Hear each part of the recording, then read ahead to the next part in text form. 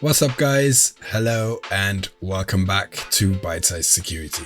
My name is Jimmy and as usual today I'm covering another machine by HackTheBox and we are looking into support, which I believe is the last easy box out of this list, and then we will just get through with them all, finish the other ones, maybe even go straight into Proving Grounds, because I'm not gonna lie, the OSCP is coming closer and I'd rather like to continue with the medium and the medium and easy boxes on Proving Grounds, just because they are much more like the OSCP than the hard ones on HackTheBox, and I just want to get my methodology down more and just practice overall more. So I'm quite keen on going into the Proving Grounds ones, and then after that finishing here with the hard ones, but I will finish the medium ones here first. With that being said, let's get straight into it. Now, because this is a Windows box, I have already ran the enumeration with Auto Recon. So the only thing I am going to still do is run rustscan, call it initial, and then we're going to also create the Obsidian folder. Let's close these two. Let's do prep notes and call it support. Will that? Yeah, that's perfect. Okay. So I've also added a little H flag, so I have a little menu there for my little function. I'm quite proud of that. It's nothing too major, but anyway, with that being done, initial is done, so let's clean it up and call that rust scan, and when that is done we will then remove initial. Then let's open here and go here, copy that, copy rust scan, go into all of the scans, there's quite a few. Let's copy the UDP, then let's copy the full scan, and let's copy the quick scan, like that. And then let's go here, external, and create quite a few notes as usual. And within here, let's create nmap with this box like this and copy that into all, just so that we are quicker with everything. Then let's start with the enumeration. So we've got MSRPC on port 135,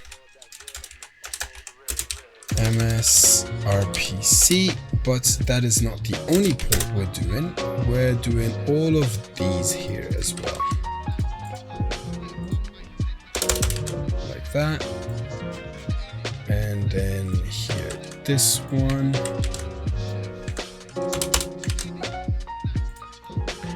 then that one as well, this one, and this one. Okay, let's collapse these, and then let's do SMB or NetBIOS here, port 139, NetBIOS, SSN, like so. Then LDAP on port 3268, LDAP, and then we also have 389, which is also LDAP. Should we add that? Let's do it. 389 LDAP. How should we do this? Yeah, like that.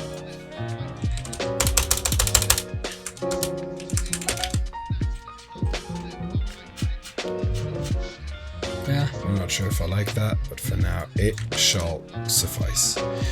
Let's paste this here. This is Samba, SMB, and because it's Windows, there's not much information there, but usually it would say Samba, blah blah blah, but Windows kind of masks this.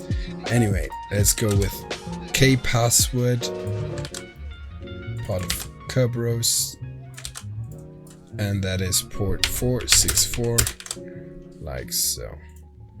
And then these we've done. Let's collapse everything and continue with DNS. DNS, like this.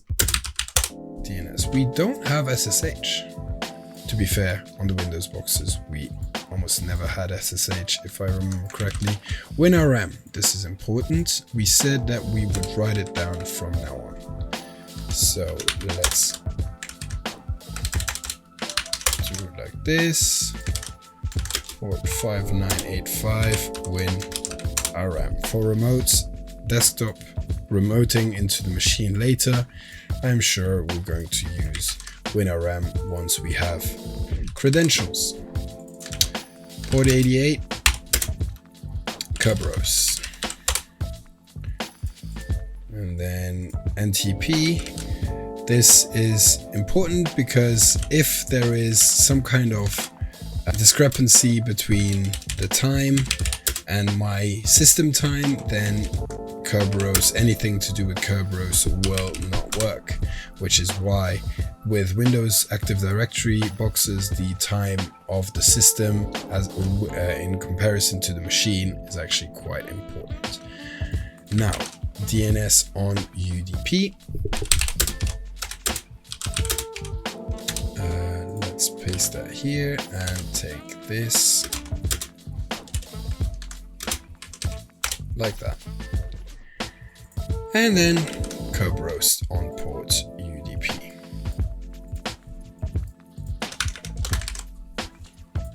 Like this. And then port 88. UDP. 88. Kerberos. And that was rather quick. So, let's start with the enumeration. So,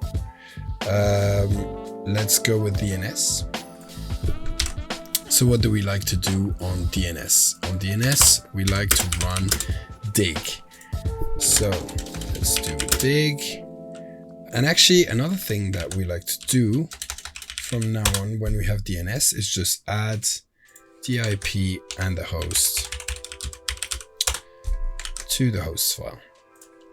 Okay, and then do dig, any supports hack the box at the IP. And dig, essentially DNS is like the phone book of the internet. Did I do something wrong here?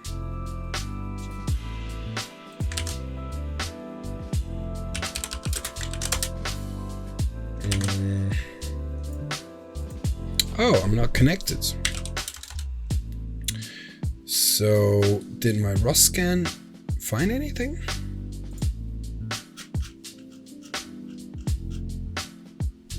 Oh, I didn't even notice that. It didn't find anything.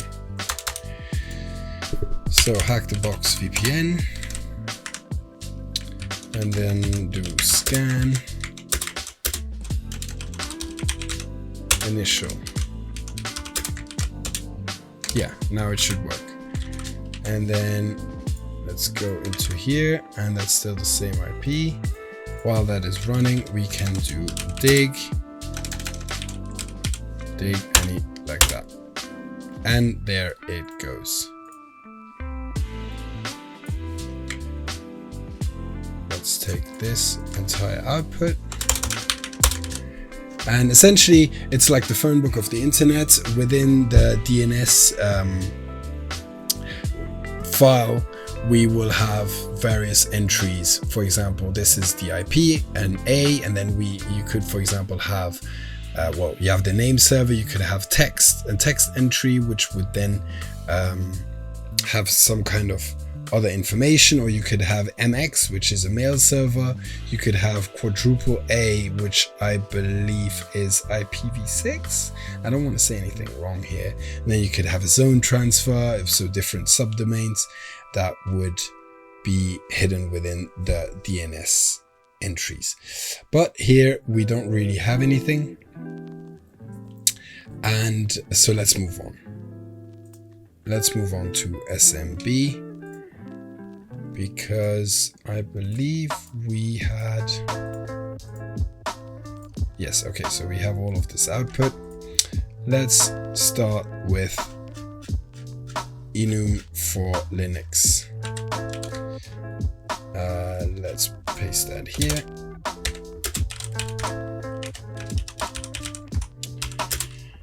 NG, like this. Do we have anything? Not really. NBT scan. We have anonymous logon.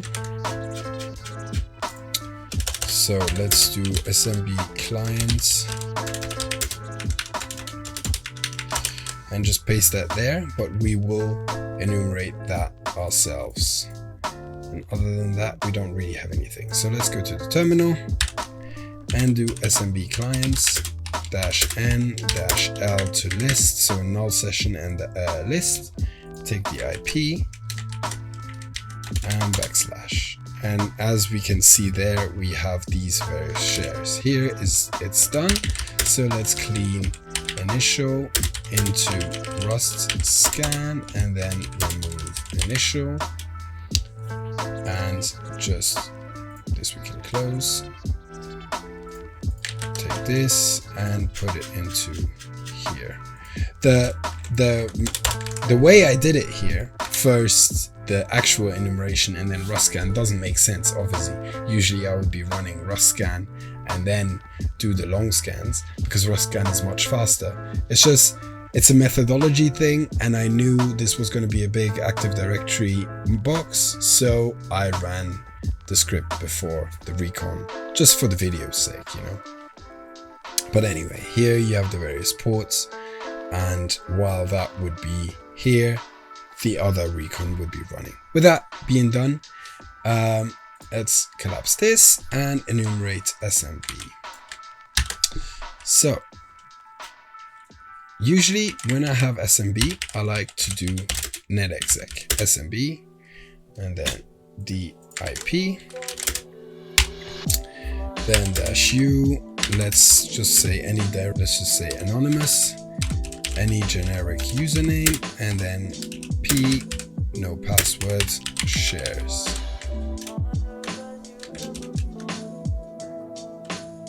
What did I like that? Why do I run netexec? To get the various permissions that I have within each folder, each share. So if I do like this, then you can see it properly. We have read access into IPC and support tools. So let's go into IPC and see what we have. We have to take the list away and we're in. We can't list, so that's a dead end. Now let's do support tools. We can list.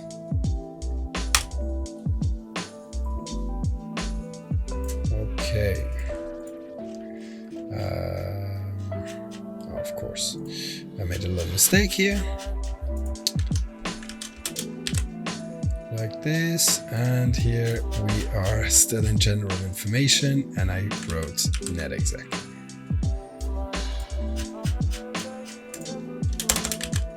Like that. Okay, so within the share, within the SMB share, which we connected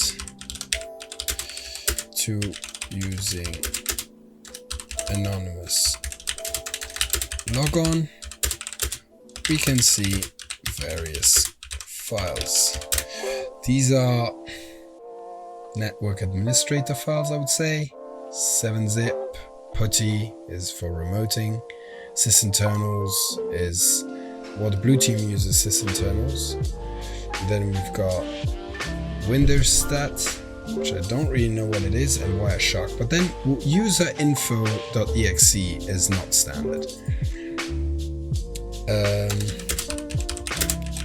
None of them out of the ordinary, except for user info.exe.zip. Let's download that. So get, or actually, let's make a directory smb, move user info into smb, go into smb, and then let's unzip it here. But I believe if this is an executable, then we're going to run it on our Windows host. I'll explain why in a second. So unzip the user info, and always do -d so that it doesn't fill up your entire current working directory. So just choose a dedicated folder just for the output of all the compressed data files within the zip file. So let's go into that and let's do file, and then let's take a screenshot of that. And as you can see, we have a .NET assembly binary or executable. Now we could run this on our Linux host using .NET, but we're going to do some reverse engineering and some Wireshark. We're going to use Wireshark just because I want to practice it. I just had an entire module in the academy, which I'm almost done with, and I just want to practice my methodology with that. So the reason why I want to do that is because we are dealing with a thick application. Actually, let's go back to Parrot and let's kill this, and then let's go to the Windows host, and then here we want to, I've done that before, we want to connect to the VPN.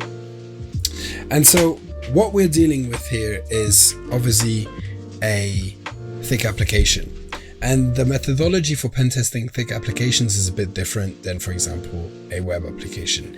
You have two types of architectures when it comes to thick applications, namely a 2-tiered architecture and a 3-tiered architecture. One is where the application communicates directly with the database, and the other one is where it connects to a server first, which then connects to the database. Obviously, the first one is much more insecure than the latter, and I believe we are here dealing with the latter, but we will find out.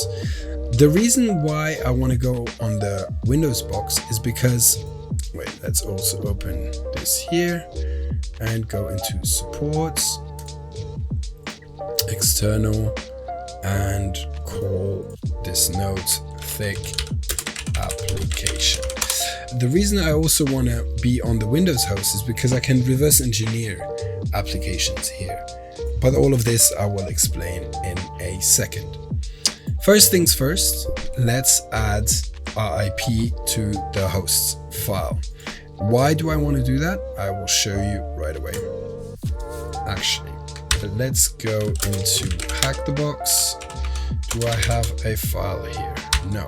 Okay, so I first need to transfer the user info to this box from my Linux box. Okay, so let's do this. Let's go back to support, enum, external, smb, user info. No, just smb, and then my network IP address is 10.10.5, so I can just open the server. Let's go to Windows and let's do wget http://10.10.10.5 8000 and then user info.exe.zip. That was not correct. I need an output file.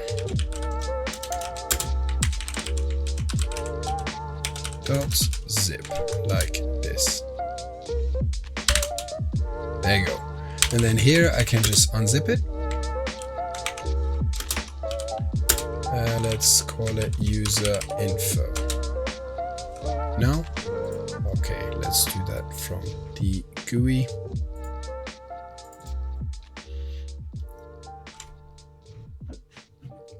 Water break.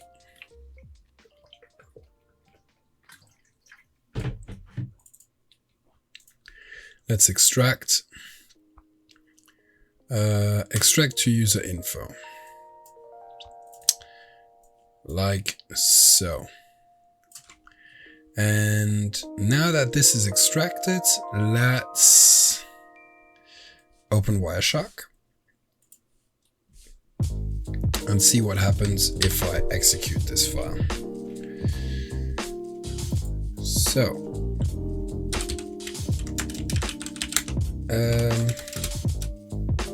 let's first go into it and then user info.exe.h. Wait, did we write down? We can see that the downloaded executable is a .NET file, which we are going to reverse engineer within our Windows VM.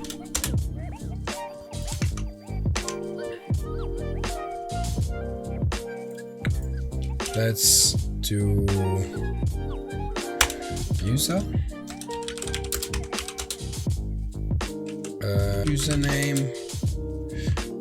What username? Dynamo. And see what it gives us here.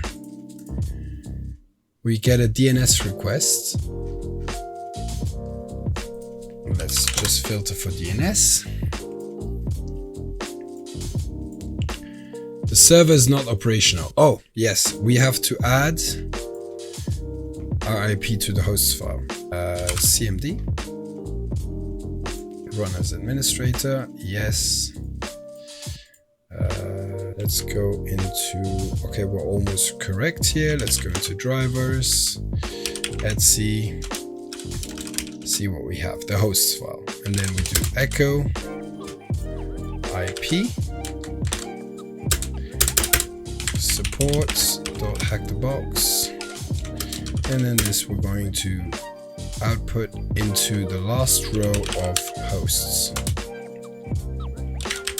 Did that work? Oh, sorry. Type like this. Type hosts. Did that work? Yes. Okay. So now, if we run this again,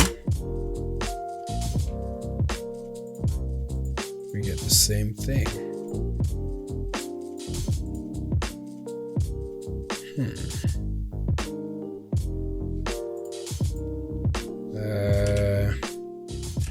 Do we need to add?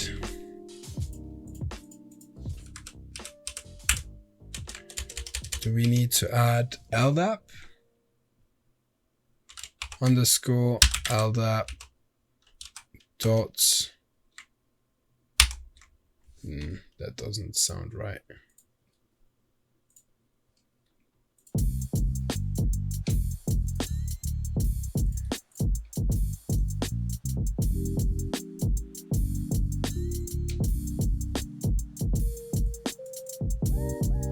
Okay, so let's try that. LDAP.tcp, underscore tcp.support.hackthebox. Let's try and add that.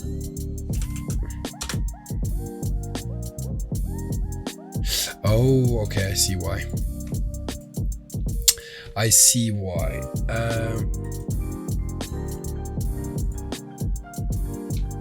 Let's remove the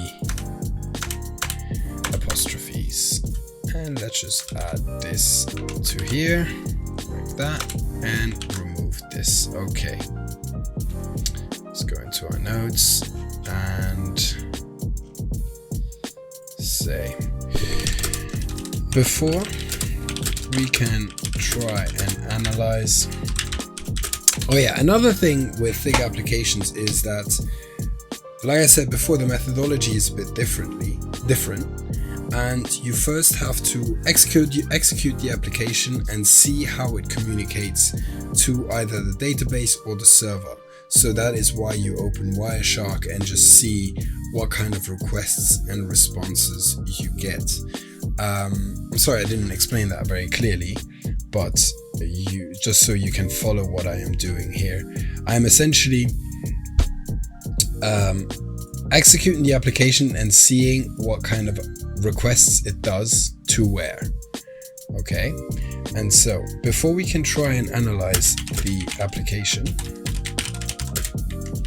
user info.exe, we have to add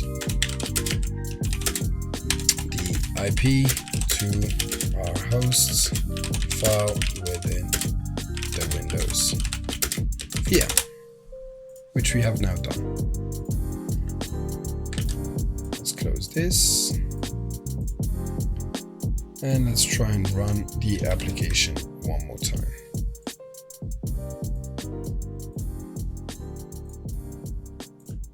Let's record one more time. Let's take this away. Ethernet. And let's run this. Okay, this time we don't get 4 requests, we only get 2. So, unable to locate Dynamo. Okay, so here now, you can see that the response within the terminal at least is different. So we are successfully communicating with some kind of server because it's telling us that the LDAP is not, the server is not giving us back a user. So let's paste this into, after having added the IP to our hosts file, we can see that the application responds differently.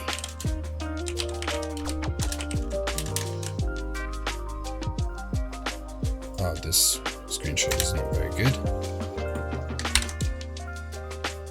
Let's go into the notes. Let's open that just to showcase one more time. Let's add a hashtag, execute it. Server is not operational. Let's remove the hashtag now. Close that and then execute it one more time. And you can see it responds differently. Let's take a screenshot of this. Okay, it also doesn't like me going into the different screen on Windows. I have to pay attention to that. Like that. So let's explore this application a bit more. What else do we have? H. Another thing we could maybe do is just reverse engineer the application. But let's try find H.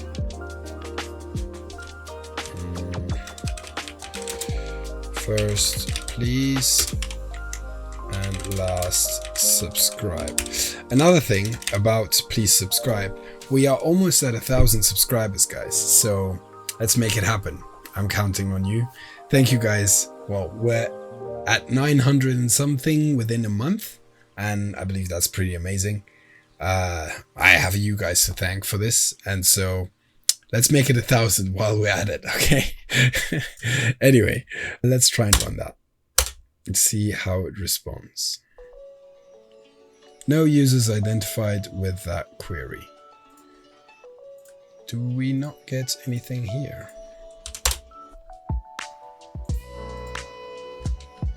Yeah, so it's definitely using LDAP, right?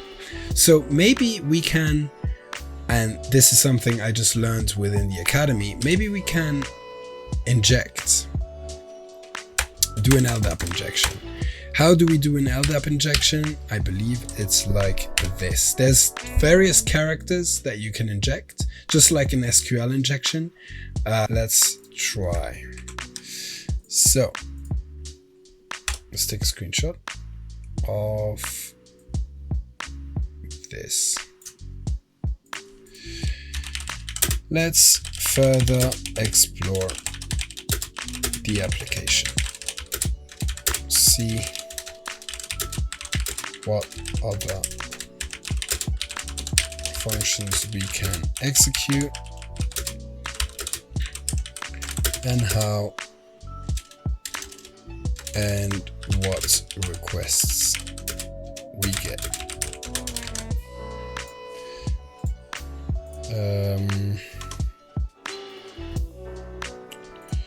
So let's do this again, and then like that. Let's take a screenshot of this. So let's paste that here.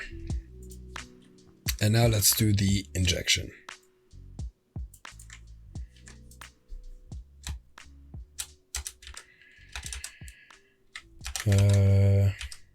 Like so.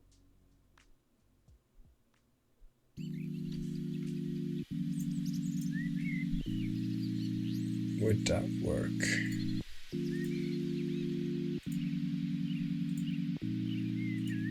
No. Oh, it did. Took a bit of time, but it did. Okay, amazing. So we know that the application is definitely communicating either over LDAP, because here in the DNS we saw that there's something to do with LDAP, and so we assumed that maybe we can inject, and it would make sense to inject here because essentially the application requests, the way LDAP requests work is it will first request the first name and then the last name. So we can either inject into the first name or the last name. I'll show you this right away. LDAP injection. Let's try to inject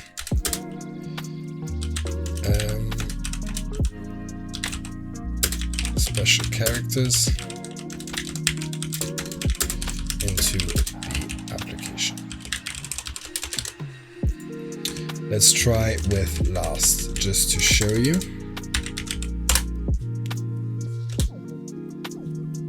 And I believe this will work, but it will give us Clifton first, or like the other way around. So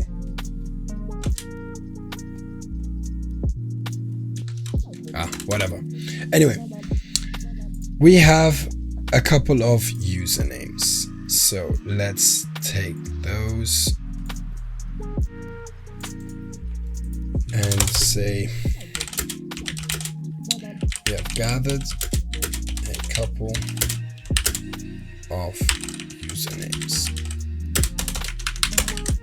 like so, and then let's go into our Linux box and create where should we go?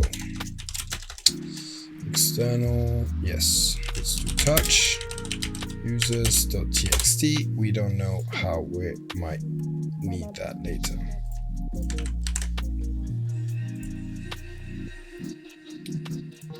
like so. And then let's try and reverse engineer the application. How do we do that? Wireshark we don't need anymore. Quit without saving here. Let's go into tools, .NET, because we have a .NET file. And then let's open Hack the Box. And the way you open an application with DNS Spy is by just dragging it onto DNS Spy like so.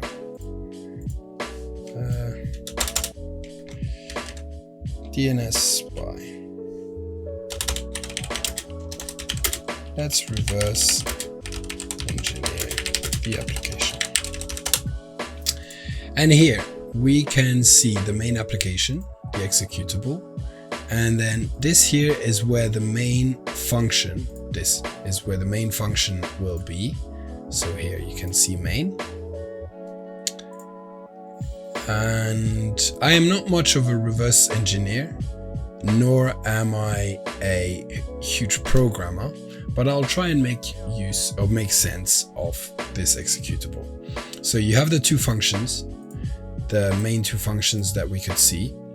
And if you go on find user or get user, you will have the function, where is it? Okay, so on execute, oh here.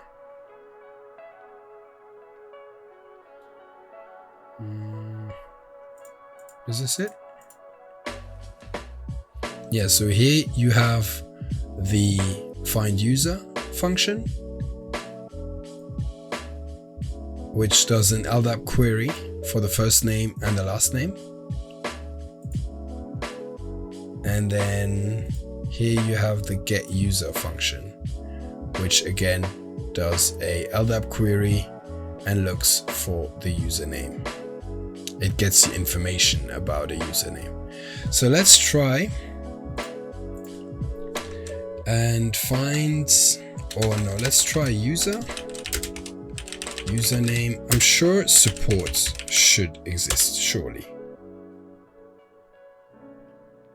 Because the box is called support, probably there's also a user called support. Last password change. Okay, so we know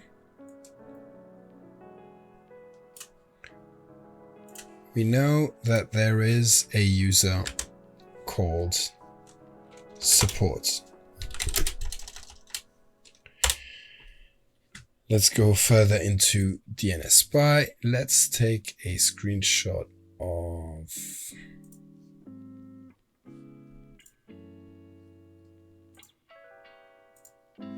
let's just do it like this and paste it here. But then what are we interested in?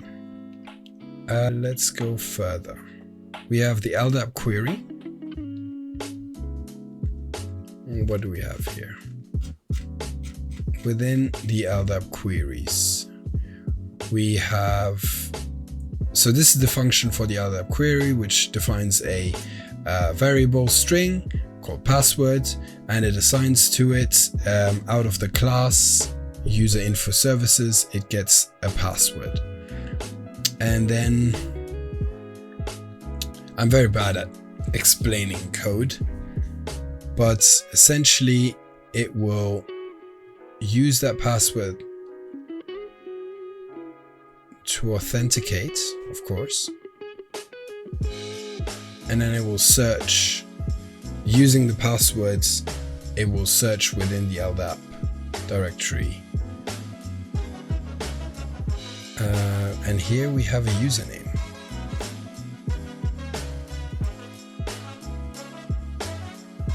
Support LDAP.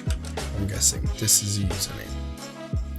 Please don't lynch me for being bad at explaining code, but I'm getting better at it. Slowly but surely. I'll have to, because thick applications are an essential part of pen testing and you can't really escape it. So let's paste that here.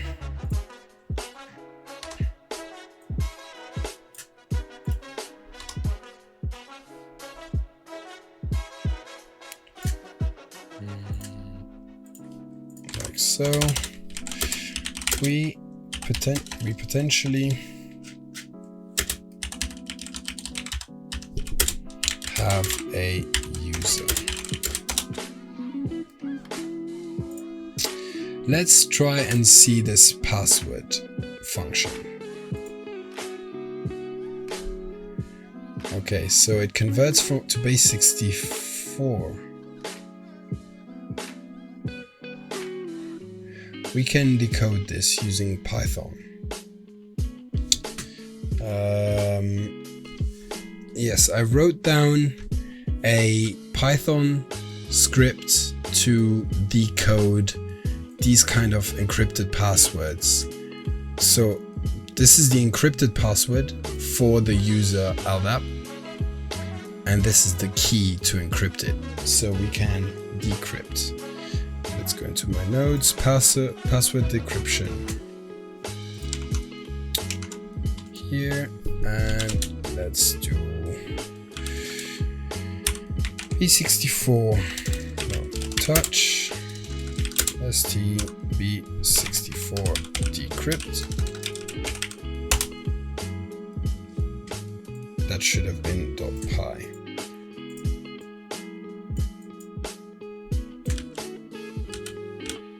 Here, copy, paste. And then what do we have? 3, 2, 1. We have the password, the encrypted password, of course.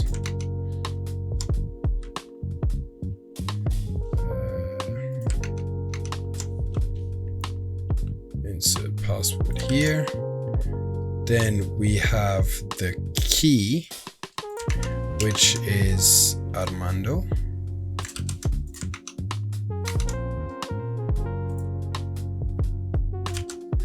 And then we have the key length.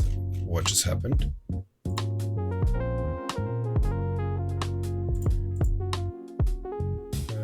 Let's go into adapt query again. And then let's go into get password like that. And then the key length. Here, protected key length 223.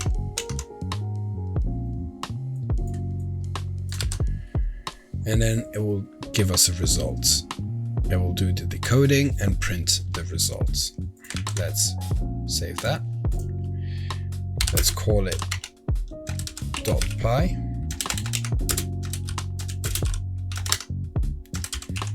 .py and run that.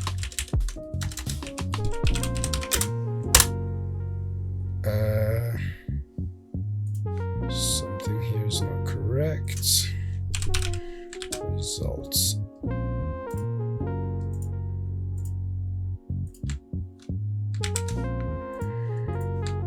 Like that. And we get a password. Okay, let's take notes of this. Pick application. Using a Python script, we can decrypt the base 64 encoded encrypted password using the key and key length that we found within the executable. And now we can try and see if so the script is the following.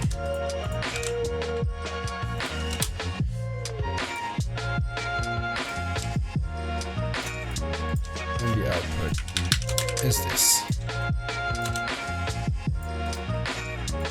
And now we can see if this password corresponds to LDAP, the user that we also saw within DNS Spy. So let's go back here and we have the LDAP query. So it initializes a new instance of the system directory service directory entry class. It takes a username, well, first a path within LDAP. It takes a username and a password. And so the username here is support/LDAP. And then it takes the password, which we have just decrypted. So we know that this is a username and we have the passwords. So we can go back into our Linux box, go into root and type LDAP along with this password. And then we copy this, we go into SMB, and then we do with creds, and we try again, netexec, SMB, IP, yeah, that's correct, of course it's correct, -u LDAP, and then -p, this. Oh, we're no longer connected to the VPN. Let's do Academy VPN.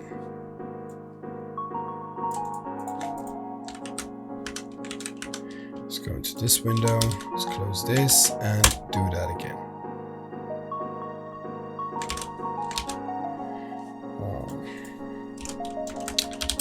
We have to disconnect the VPN from our Windows box. So let's do that here. Disconnect. Let's go back.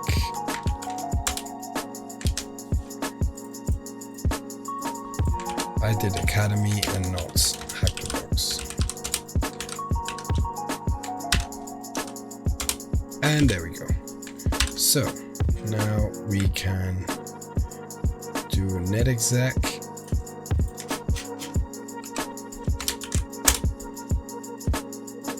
and we have confirmed that this is a valid password.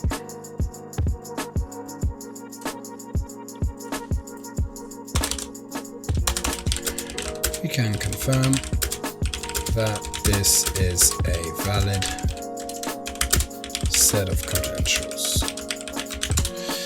Let's first try and see if we can access the system with it, because we do have WinRM port open.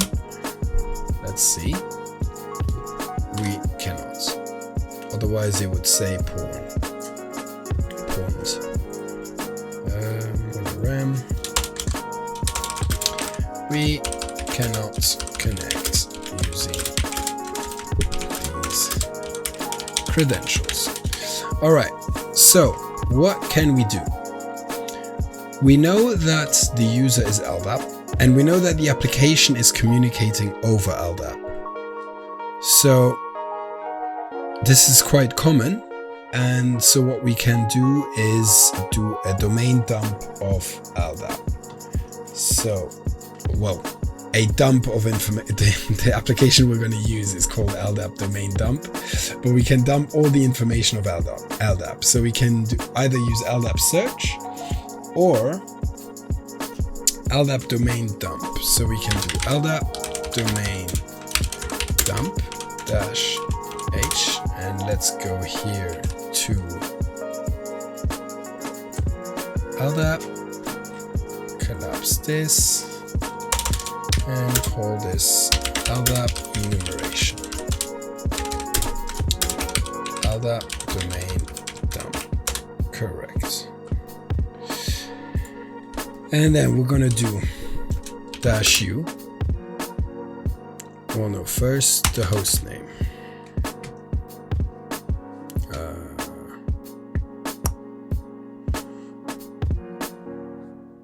We can do support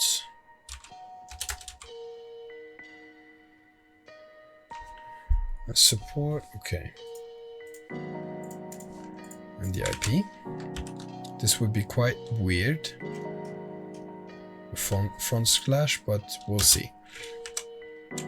And then we'll do -u support.hackthebox /user. Let's do like this, and then LDAP, and then do passwords. The password is this.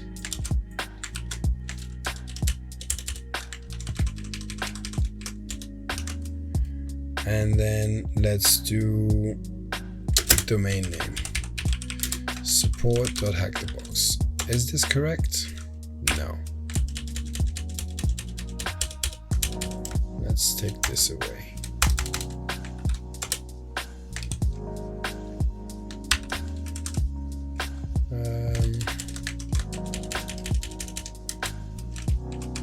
-h.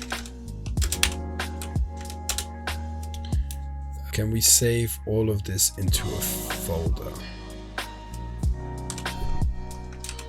-o. Let's just call it domain dump. And we don't want to save that into SMB.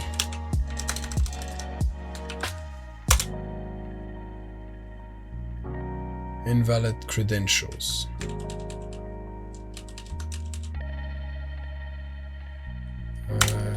Let's do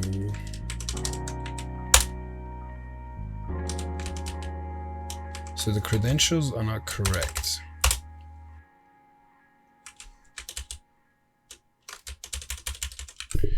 Support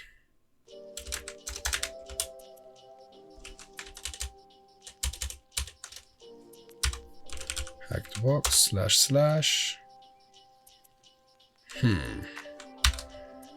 This is weird.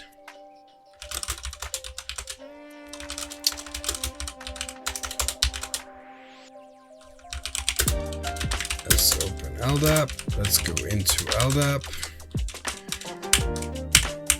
And then let's try this again.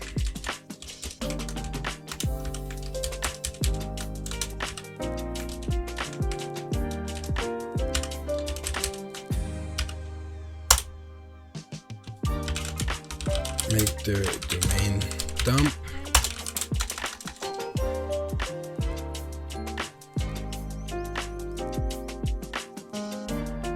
Needs domain username.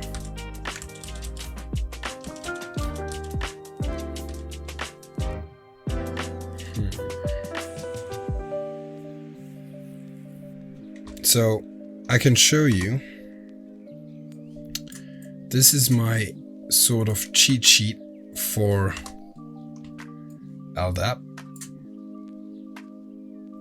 like this, and I'm trying to use this command. So let me just copy it to here.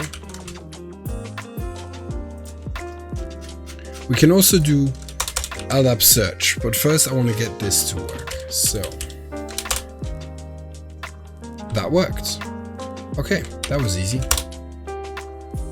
Perfect. Okay, so that worked.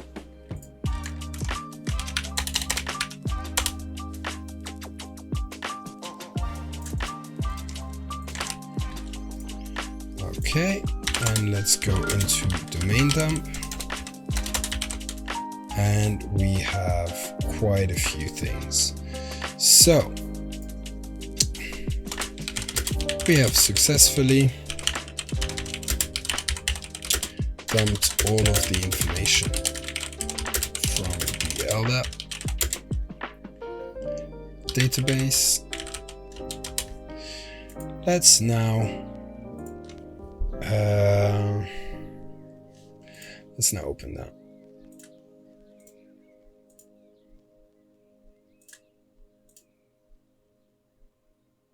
LDAP here, domain dump.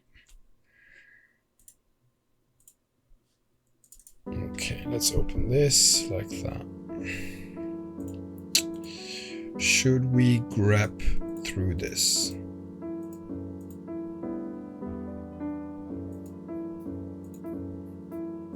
Okay, let's just see if we can find anything interesting here.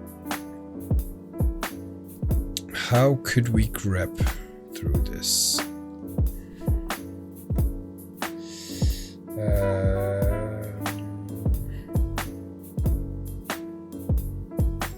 Find usernames.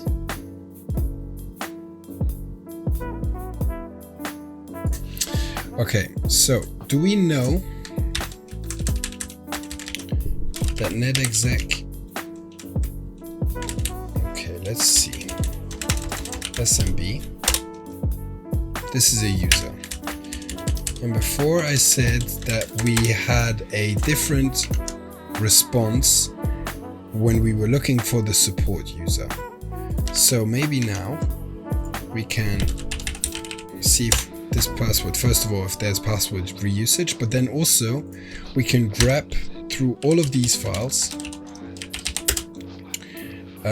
Grep for support within all of these files. Wait, is this correct? I'm not very good at this.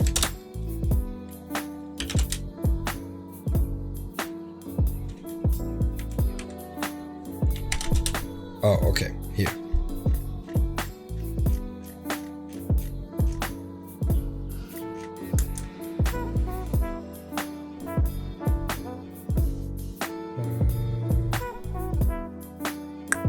So everything that has to do with support. No, this is obviously not correct. Okay, here's another thing I have to learn, and that is how to quickly find something within LDAP. Here's the usernames. Okay, we're gonna have to go manually through it. Let's start with domain users. HTML, no, grep. JSON, okay.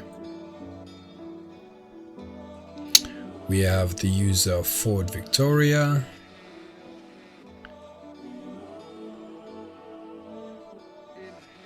Stall Rachel.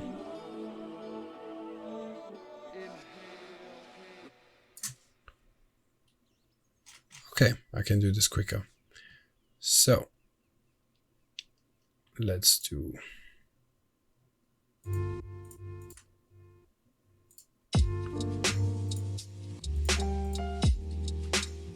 Langley Lucy, West Laura, Monroe David,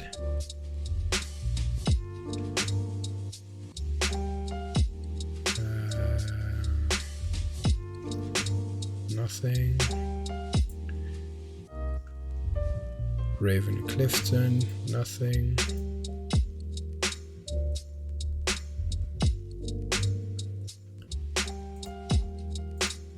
Nothing. Thomas Raphael, nothing. We are looking for some kind of password or something, some kind of information that can move us forward. Because in LDAP we usually have some kind of information disclosure, and I believe I'm being tested on this. Hernandez, Stanley, nothing. Smith Rosario, nothing.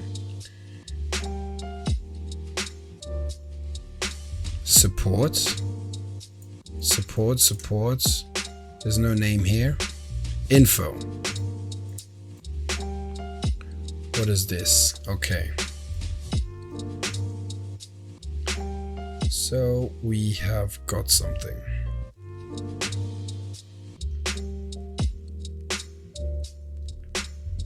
Yep, we do. Up until here. After scouring, after going through the LDAP dump, we have found a valid, well, we don't know, a set. We have found some useful information which might be a password for the user support.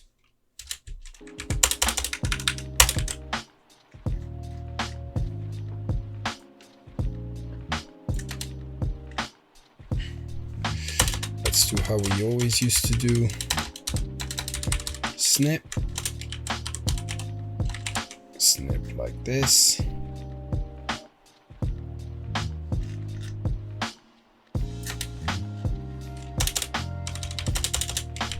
Snip.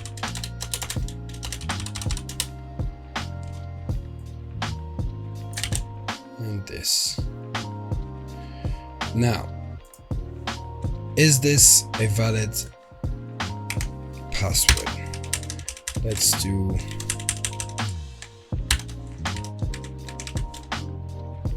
netexec, and it is.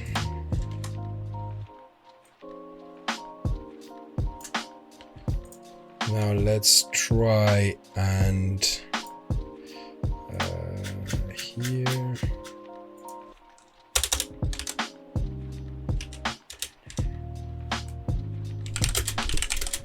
We have found another set of credentials within LDAP. Let's try and do WinRM here.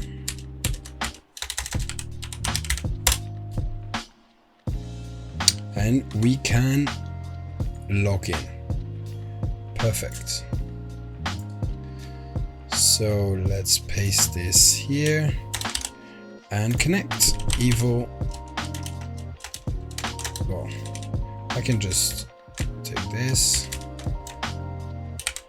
Do evil WinRM -I, and that's pretty much it. Boom. Who am I? Support.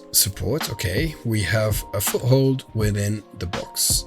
Let's do desktop, and we have the user flag. Perfect.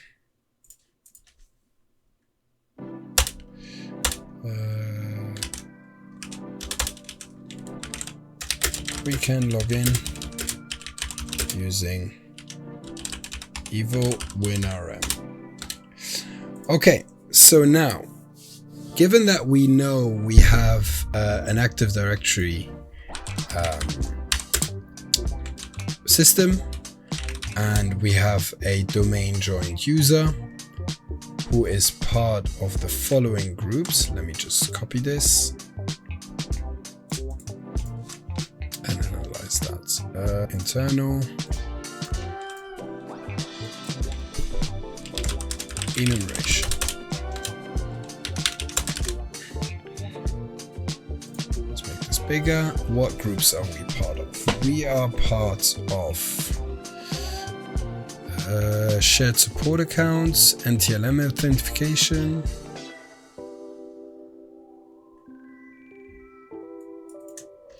yeah. Usually when I get into a Active Directory machine, I run Bloodhound right away.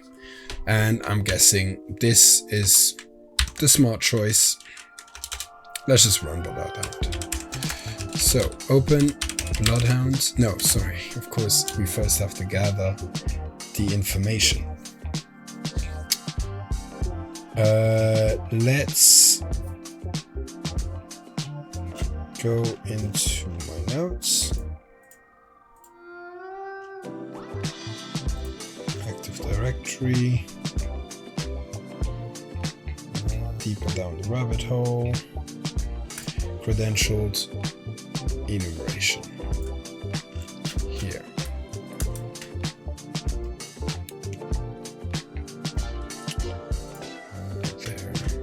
Bloodhound. Why am I not finding my commands easily today? So we have Bloodhound, Python dash U. Let's just go up and copy all of this.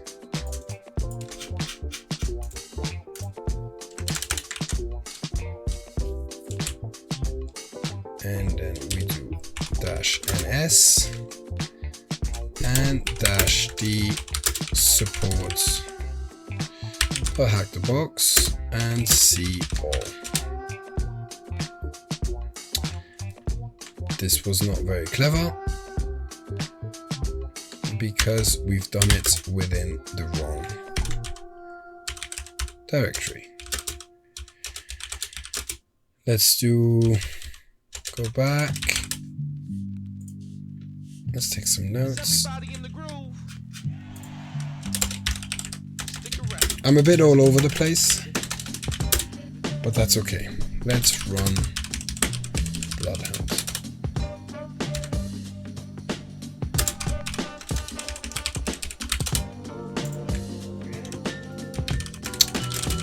Internal.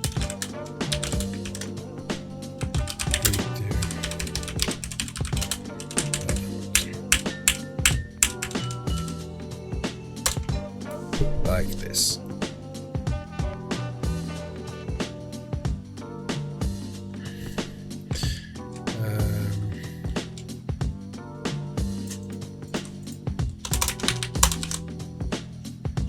And then let's do zip. Let's call it support.zip. And then -r everything JSON. Like so. And then we remove everything with the extension JSON.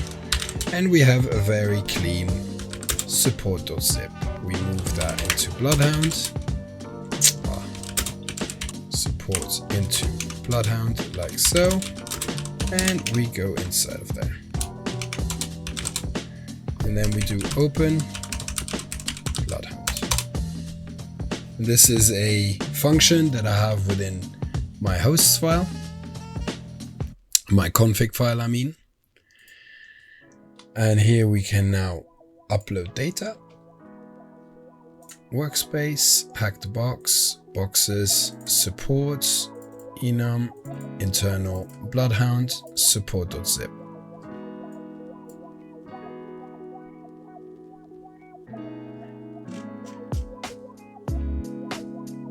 Perfect. Clear, finished. Now, first things first. We refresh. And then we go to the user that we have. That's always the first thing I do. And we declare him as owned. Let's take a screenshot and just say that we have successfully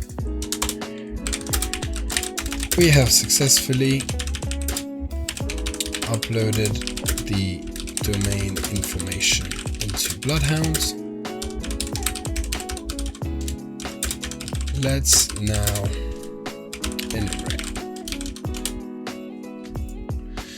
So with this user as marked as owned, we could now go into analysis and press on all of these queries and automatically see what kind of relationship this user has within the domain, relationship with the domain controller and so on. So for example, if I type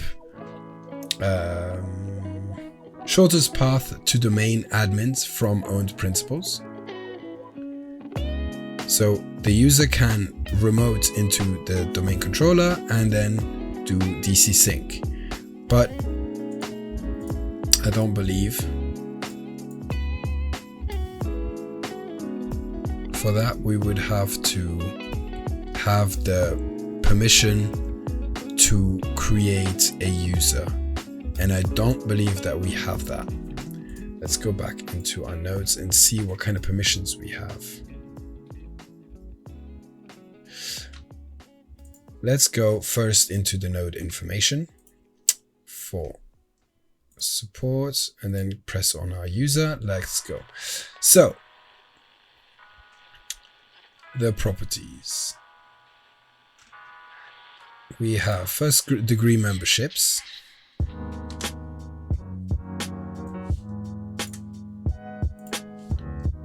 We are part of shared support accounts. Remote management users, that's why we were able to win a REM, and domain users, which makes sense. Let's go group.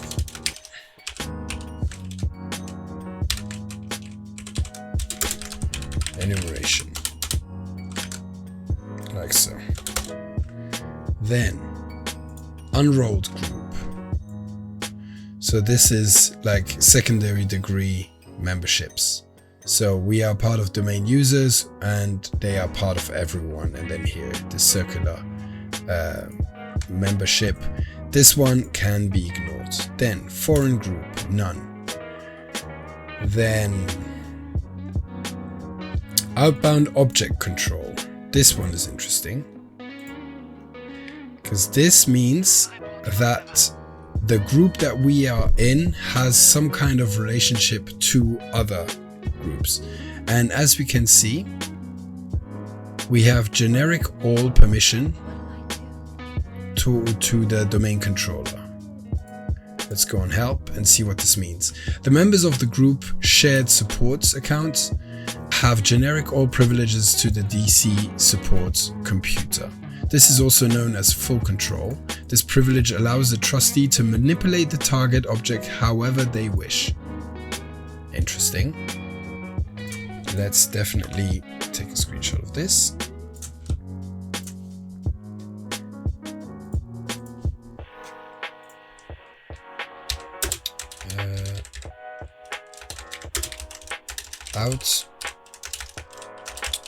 Outbound, what was it? Outbound object control.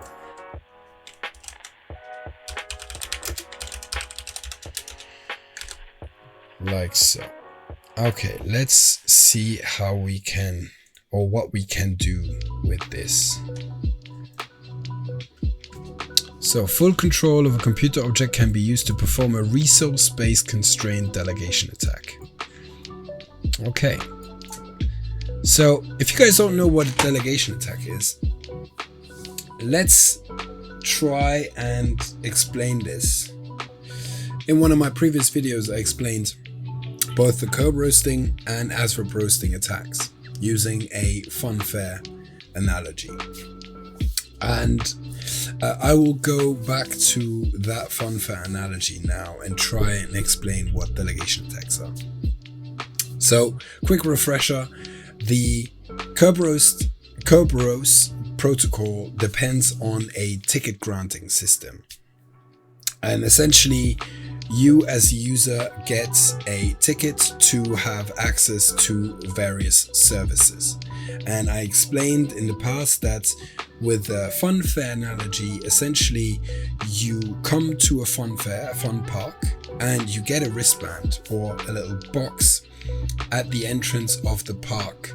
And with that box, you can then, instead of having to authenticate at each ride, you authenticate at the beginning of the park, at the entrance, and then you can go to each ride and they just verify this ticket that you have. And essentially the delegation is the same thing. Delegation works in the sense that a service uses a user's context to use another service. So it authenticates to another service using the user's privilege. And you have three kinds of delegations. You have unconstrained delegation, you have constrained delegation, and resource-based delegation, right? And with the funfair analogy, unconstrained delegation would be the same as, let's say, I have an all-access pass to the park, and I give this pass to a friend. That friend can now go to the funfair and use everything. So go on every ride, go on every stand to eat whatever they want, whatever. This is full access. What's the catch with this? Well, they can essentially have my permissions, and if they lose that wristband, let's say, then someone else could make use of this ride and use everything. So you understand that within the digital context and the Kerberos context, this can be quite dangerous. If the service can use full permissions to any other services using my context, then that is not very good. Now, constrained delegation would be where I choose what kind of rides my friend can go to. So I constrain the services that a given service can use in my stead. So the service uses other services with the permissions of me, the user, but I choose which ones they are. So let's say the web server service can use the MSSQL database service, but only the MSSQL database service and not the FTP or what other services are there, LDAP, let's say, or any other kind of services. So it's constrained and I choose. Now, resource-based delegation is where the service, so within the funfair context, the rides themselves and the stands, they choose what service can connect to them. So let's say my friend goes to the funfair, the rides, the entrances of the rides, they will choose if he can go onto those rides or not. So it's kind of the other way around. And depending on the resource, you will have access or not. So this one is the most stringent one. The last one, I will have to flush out that explanation more, but you kind of get the point. Essentially, we can perform a resource-based delegation, a resource-based constraint delegation attack. And when it comes to delegation attacks, the Kerberos module within the Academy is absolutely brilliant. And it explains very well how to perform this attack. I will actually open it. And just to make sure I do the attack correctly, I will go into my notes. Where do I have it? Kerberos, the dog that shan't be woken, delegation attacks, we could just do exactly what's written here. So what do we need for a resource-based constraint delegation attack? We first need to add a computer. Then we need to configure the target object so that the attacker-controlled computer can delegate to it. And this we can do using this tool. And then we can get a service ticket for the service name. And obviously, we want to pretend that we are a certain user, and that would be the administrator. So let's go on to resource-based constraint delegation attacks from Linux, and let's just try it. Let's go.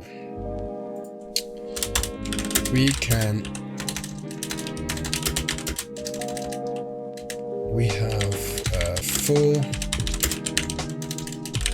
generic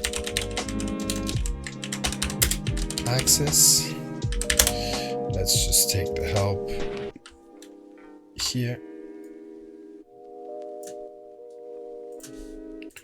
and paste that there.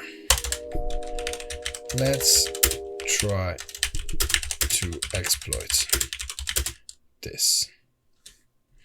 Let's go into exploits and let's just go ahead. So within here, we can do inpacket and then adds a computer. And then we do computer name, we just invent any. So let's do pawned box, and then we do, so I will paste the commands into my notes, and these are straight from the Academy and how I have them in my notes, right? So let's do resource based constraint delegation attack. This is the first command that we're going to execute.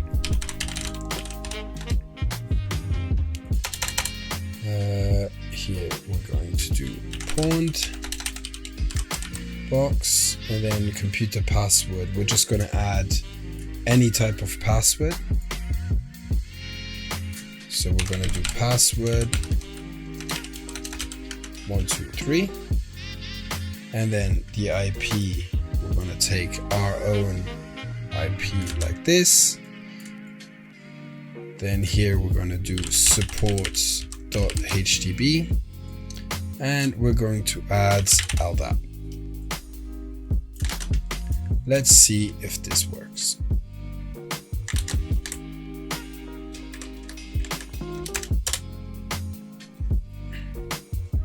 And then for that we need this password,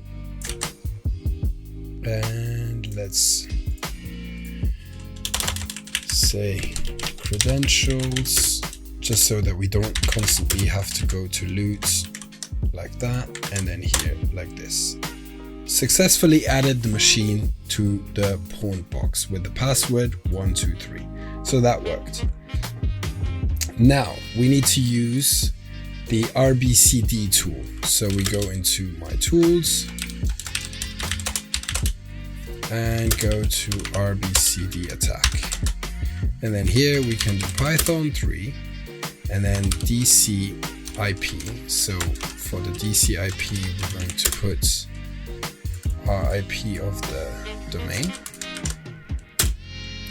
Then T, here we're going to do, what's the domain controller called? DC will support, we'll hack the box. Then F, we're going to see what F means.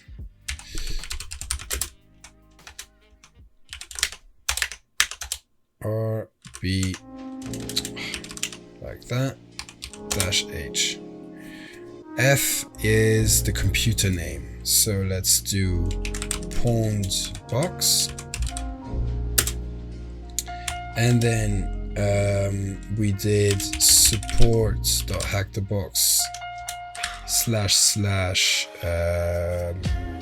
LDAP. And that should be it. Oh, actually the password. So we created a password 123.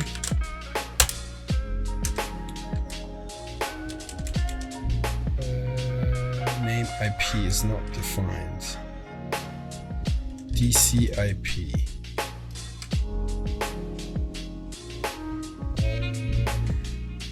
Let's see how Bloodhound wants us to do this.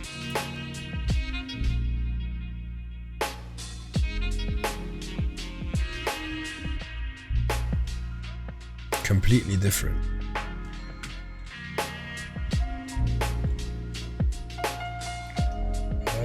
Let's see.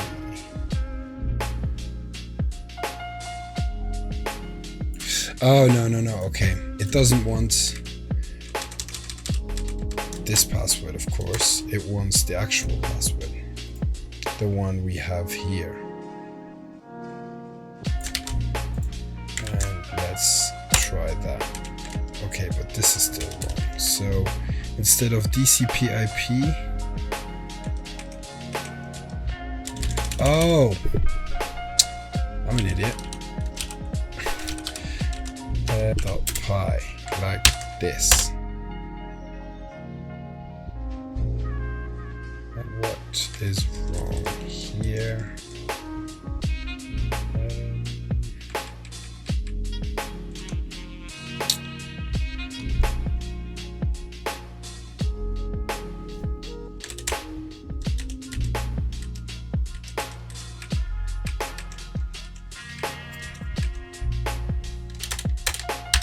Like this. Point box.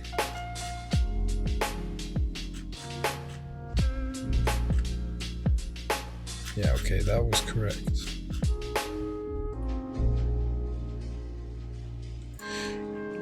Let's try this one more time. Would it be? Would it be?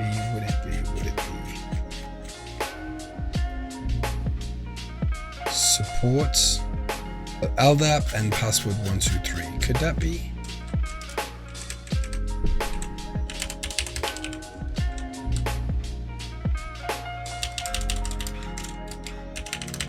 Password 123, and then here.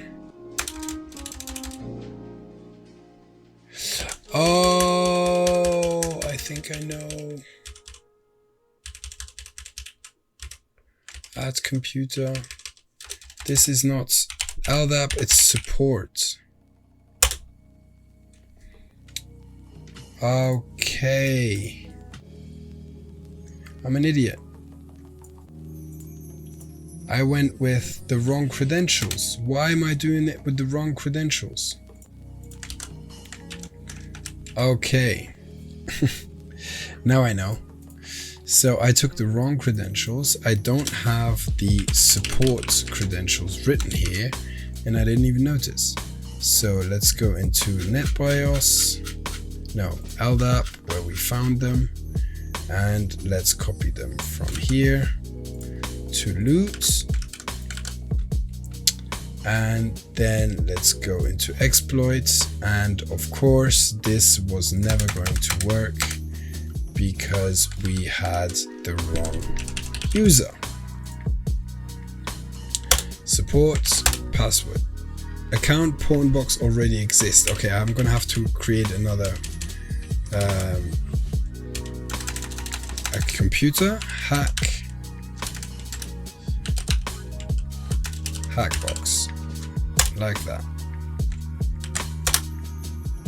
Successfully added machine. Okay, we are back on track, boys. I think this is now going to work.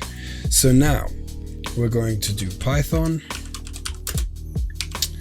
rbcd and then dcip and then rip, like this. I'm an idiot. And then -t, and then this is dc.support.hackthebox, f.hackbox, and then support.hackthebox // and then support, and then our password, which we still haven't copied to here.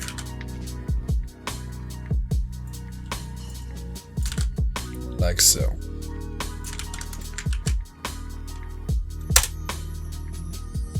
And that worked. Computer to modify does not exist, wrong domain. Okay, so something here is not correct.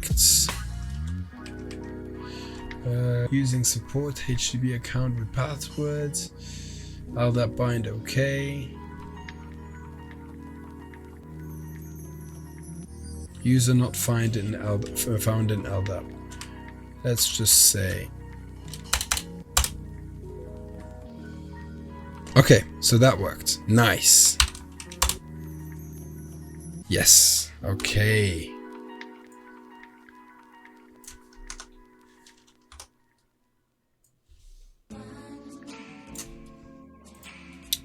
So let's just take it like this.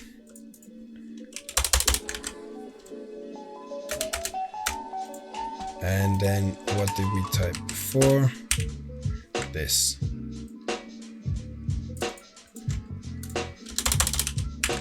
So first we create a new computer, then we need to add an account.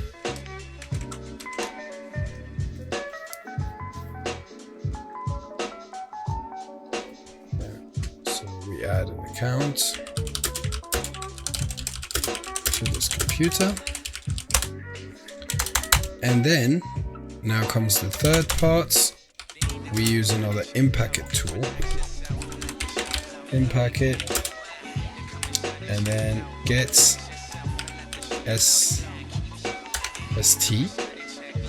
and then dash spn sifs c support hack the box, and then impersonate. We impersonate the administrator.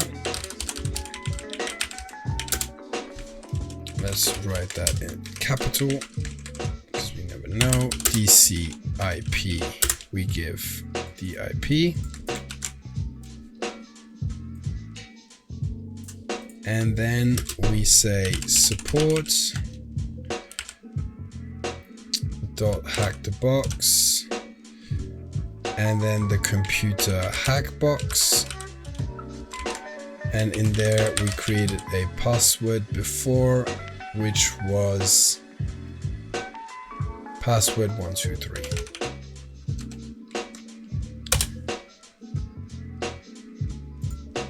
Oh, okay, we have to run this with sudo because it doesn't have the permission to create administrator cache, and this will be the cache, the Kerberos cache, with which we can now log into the domain. Nice. So we can export this Kerb5 cc name. This is basically, we add the ticket. So we've now generated a ticket, and we can do it like this. And then using this ticket, we can now do Impacket, psexec, Kerberos without a password because we have the Kerberos ticket, and then we can log into support.hackthebox. Please work. Okay, let's try with the IP.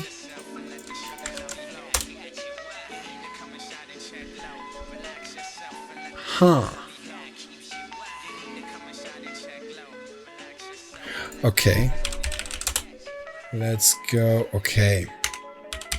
DC support.hackthebox.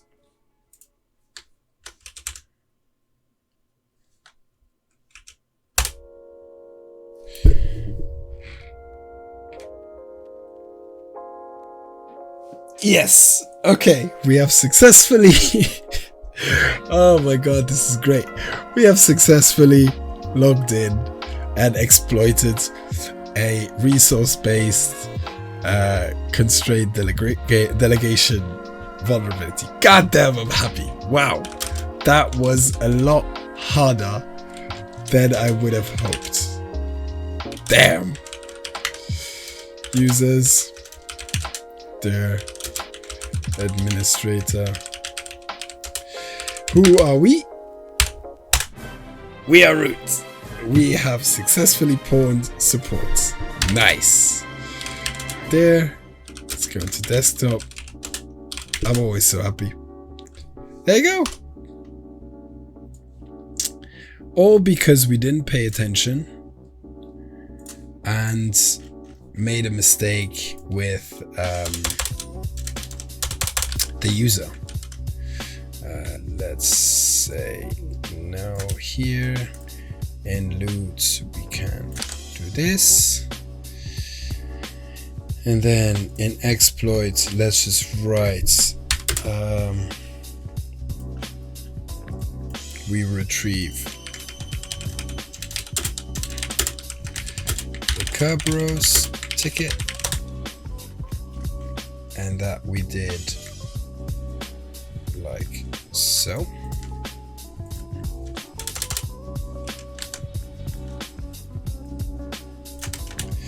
and then we add the ticket to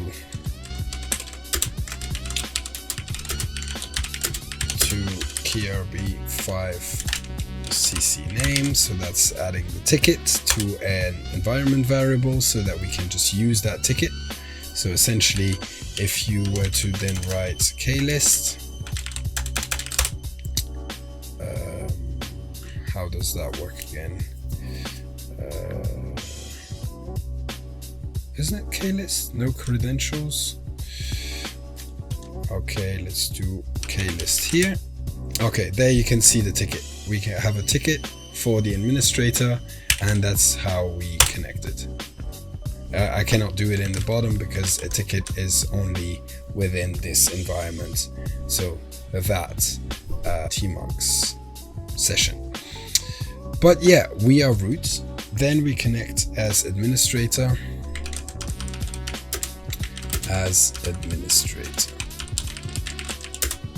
So, and that we did like so. And then connecting as administrator, we did like so. And let's just quickly go into C, users, support, desktop, and then type dir.